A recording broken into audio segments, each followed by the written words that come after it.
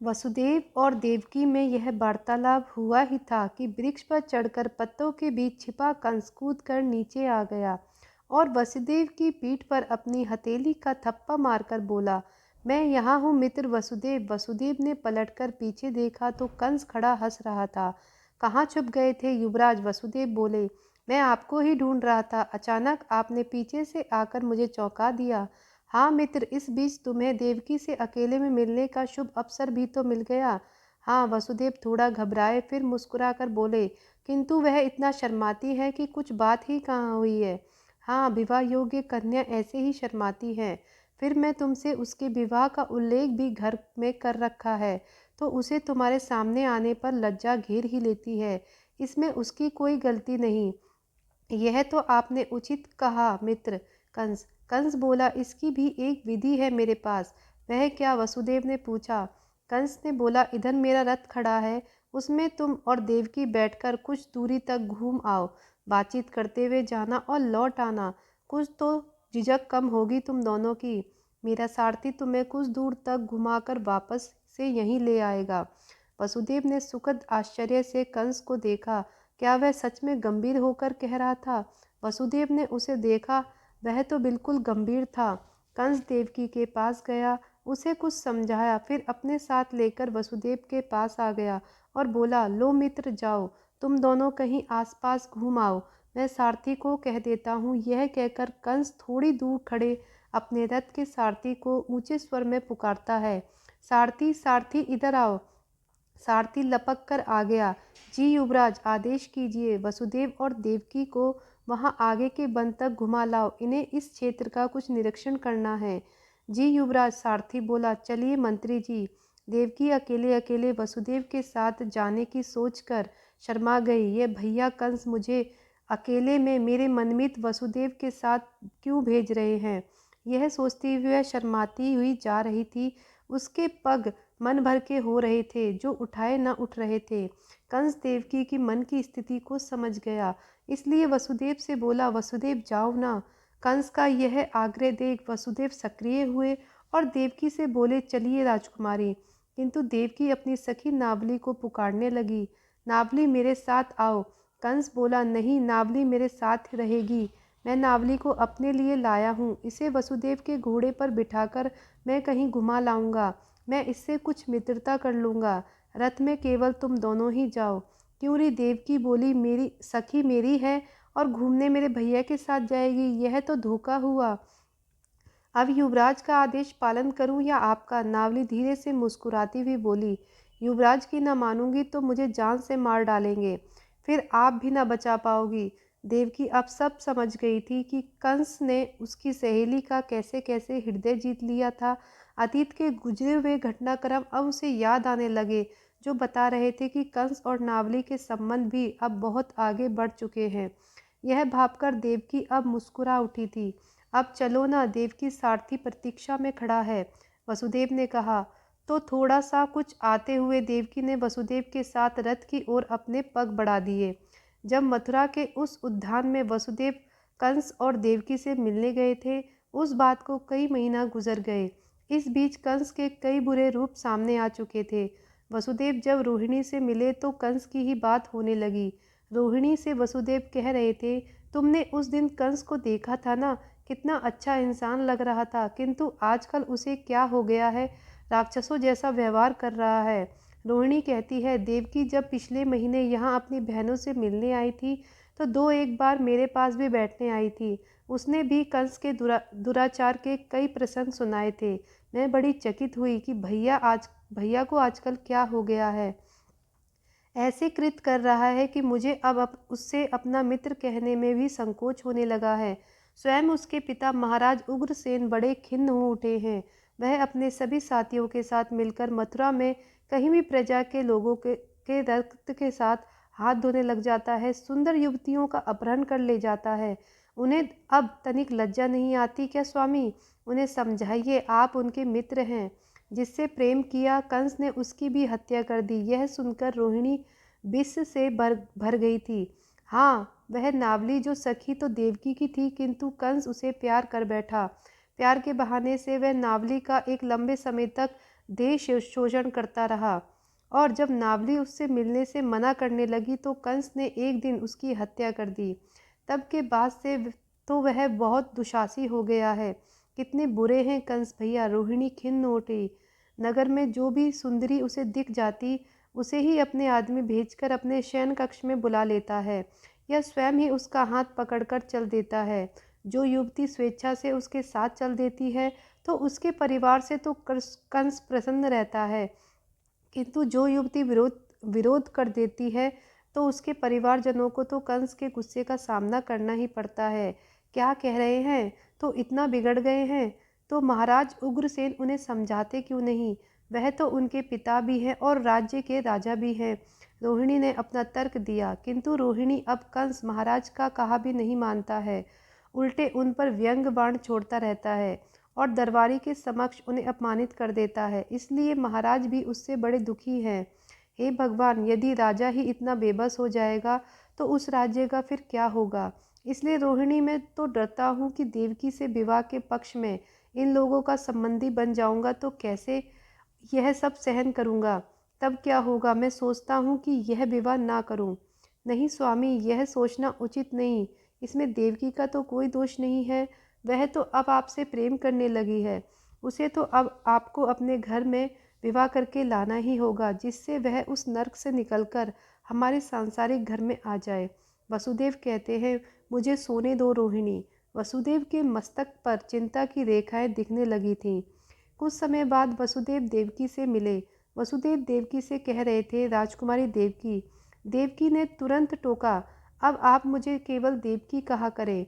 आर्य, मैं राजकुमारी हूँ तो आप भी तो राजा के दरबार में मंत्री हैं। आपका पद मुझसे फिर भी बड़ा ही है। राजकुमार और राजकुमारी कभी भी मंत्री के पद से बड़े नहीं होते हैं। चलो देवकी ही कहूँगा, किंतु यहाँ पद की तो कुछ बात नहीं है। हमारे परिवार में स्त्रियों को पूरा सम्मान दिया जाता है, यही हमारे संस्कार हैं। इसी कारण नाम न लेकर मैं आपको राजकुमारी बोल देता हूँ। कोई बात नहीं, बस नाम लेते समय ही उसमें थोड़ा प्यार और सम्मान डाल दिया करें, बस इतना पर्याप्त रहेगा। मैं आपको मंत्री जी कहूँ और आप मुझे राजकुमारी कहते रहेंगे, इससे तो हमारे मध्य दूरियां ही बनी रहेंगी। चलिए ठीक है। देवकी, आजकल कंस बहुत दुराचारियों वाले कार्य कर रहा है। मुझे वह महाराज की बड़ी चिंता हो रही है। नित्य प्रतिदिन दरबार में कंस के प्रति कोई न कोई प्रजाजन फरियाद लेकर महाराज के पास आ ही जाया करता है। आप जो कह रहे हैं मैं भली भांति समझ रही हूँ। देवकी की दृष्टि नीचे झुकती चली गई थी। वसुदेव बोलते जा रहे थे, महाराज फिर एकांत में मुझसे पूछते हैं कि कंस को कैसे सुधारा जाए। मैं क्या करूँ? मैं क्या कहूँ? वह युवराज भी हैं और आपके प्यारे भाई भी हैं।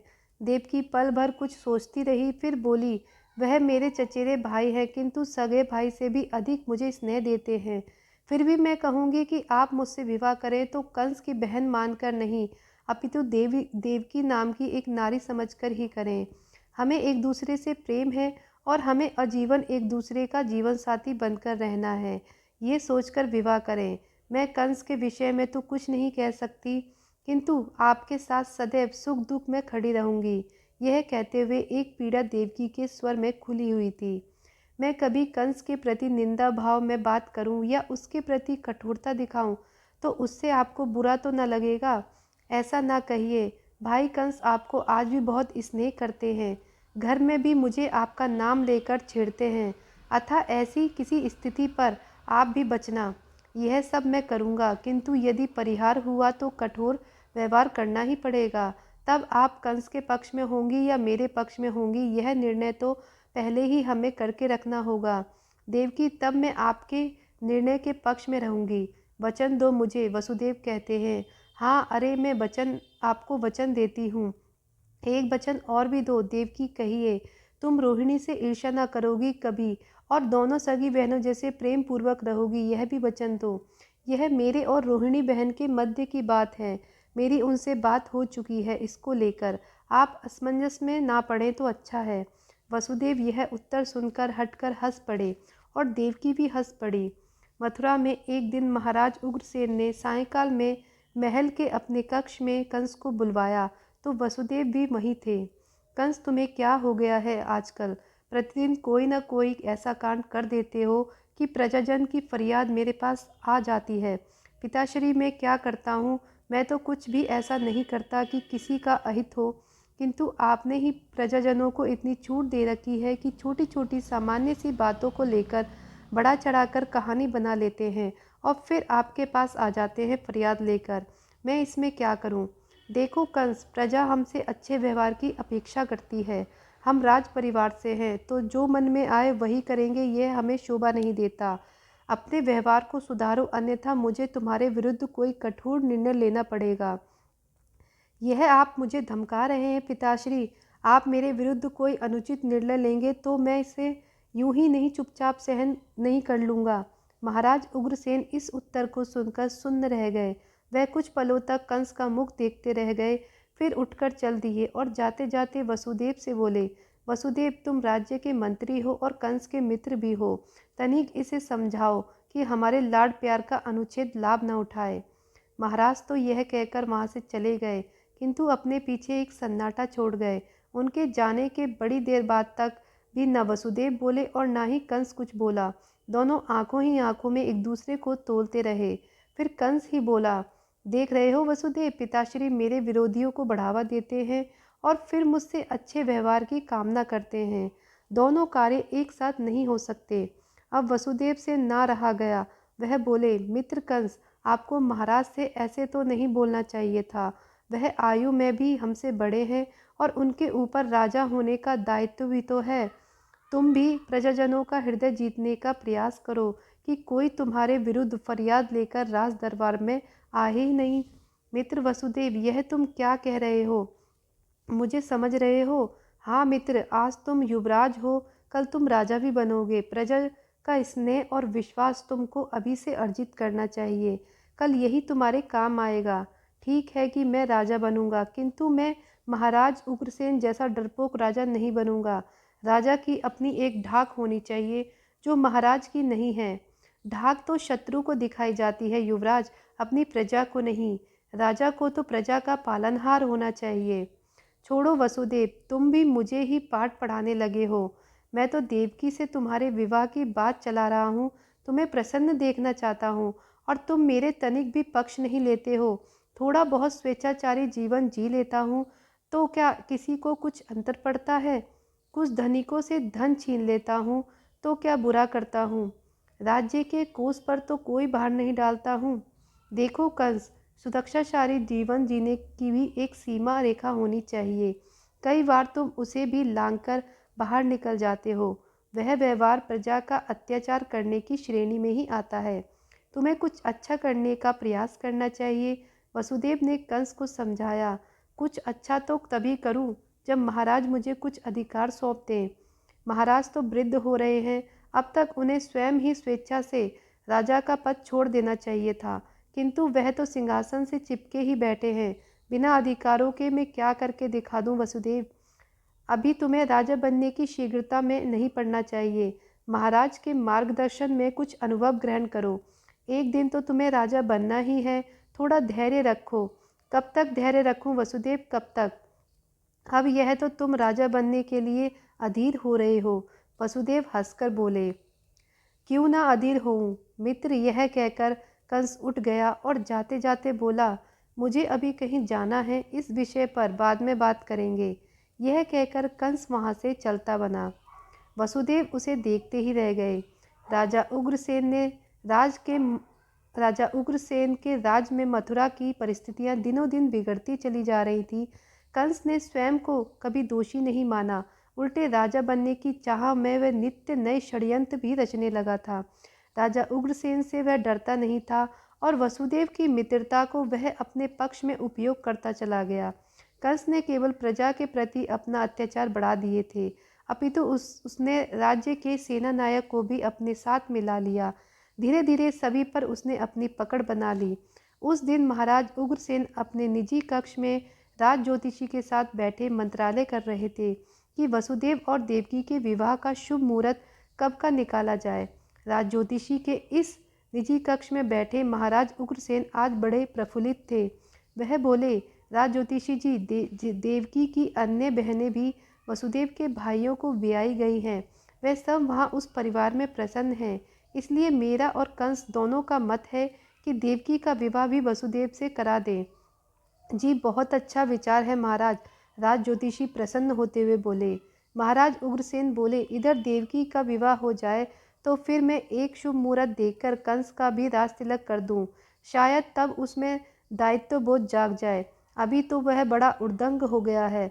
जी महाराज, राज ज्योतिषी ने हंसकर राजा उग्रसेन का समर्थन किया। अवश्य। इसके पश्चात राज ज्योतिषी ने देवकी की कुंडली उठाई और उसे पढ़ने लगे। फिर थोड़ी देर पश्चात उन्होंने वसुदेव की कुंडली उठाई और उसका अध्ययन करने लगे। कुछ देर इसी प्रकार की गणना करने के पश्चात राज ज्योतिषी बोले, महाराज दोनों की जन्म कुंडली विलक्षण है। कई जगह बड़ा अच्छा मेल खाती है तो कई जगह बड़ी विस्फोटक लगती हैं। आप मुझे आज्ञा दीजिए कि मैं इन कुंडलियों को फुर्सत से मिला सकूं। उसके पक्ष में फिर एक दिन आपको अपना निष्कर्ष बताऊंगा। अवश्य अवश्य, राजा उग्रसेन बोले। आप इन दोनों की कुंडलियां अपने साथ ले जाएं और शीघ्र किसी दिन आकर अपना निष्कर्ष बताएं। जी महाराज, राज ज्योतिषी हाथ जोड़ते हुए उठ खड़े हुए। अब मुझे आज्ञा दीजिए महाराज। तुरंत राज ज्योतिषी चले गए। दोस्तों, कृष्ण गाथा पूरी सुनने के लिए और पढ़ने के लिए जुड़े रहिए हमारे साथ। मिलेंगे हम आगे की वीडियो के साथ। दोस्तों, वीडियो लाइक, शेयर और चैनल को सब्सक्राइब करना ना भूलें। साथ ही अपना कमेंट करके ज़रूर बताएं कि आपको भगवान श्री कृष्ण गाथा कैसी लग रही है। धन्यवाद।